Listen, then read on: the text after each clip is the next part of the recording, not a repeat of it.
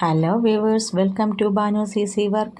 நம்ம ஈஸியான டேஸ்டியான கேப்சிகம் வச்சு ஹல்வா தான் ரெடி பண்ணுறோம். எப்படின்னு பார்க்கலாம் வாங்க. 3 கேப்சிகம் கட் பண்ணி அதில் இருக்கிற சீட்ஸ் எல்லாம் மாற்றி, அதுக்கப்புறம் பாருங்கள், சுடுதண்ணியில் கேப்சிகத்தை சேர்த்து வேக வச்சு மாற்றி வச்சுக்கலாம். ஆறுனதுக்கப்புறம் மிக்ஸி ஜாரில் சேர்த்து தண்ணி எதுவுமே சேர்க்காமல் நல்லா ஃபைன் பேஸ்ட்டாக அரைச்செடுத்து மாற்றி வச்சுக்கலாம். கடாயில் நெய் சேர்த்துருக்கோம்.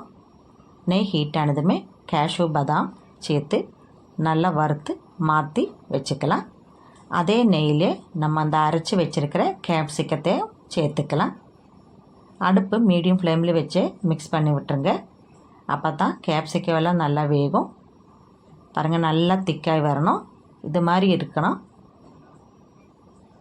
இந்த டைமில் சுகர் சேர்த்துக்கலாம். நான் 1/2 டம்ளர் சுகர் தான் சேர்க்குறேன்.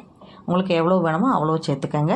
சேர்த்து மிக்ஸ் பண்ணிடுங்க. பாருங்கள், இப்போயே கலரெல்லாம் சேஞ்ச் ஆகி வந்துருச்சு. கார்ன்ஃப்ளவர் மாவு 1 ஸ்பூன் எடுத்துக்கலாம். அதில் தேவையான அளவு தண்ணி சேர்த்து மிக்ஸ் பண்ணி மாற்றி வச்சுக்கோங்க. இந்த டைமில் கார்ன்ஃப்ளவர் மாவை சேர்த்துக்கலாம். ஜாஸ்தியாக கார்ன்ஃப்ளவர் மாவு சேர்த்தக்கூடாது. ஏன்னா கேப்சிகத்தோட டேஸ்ட்டும் வாசனையில் இல்லாமல் போயிடும்.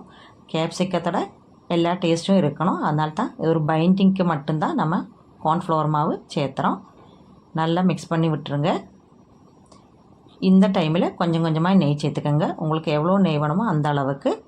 இது நல்லா கடாயில் ஒட்டாமல் வரணும். அதுதான் கரெக்டான அளவு.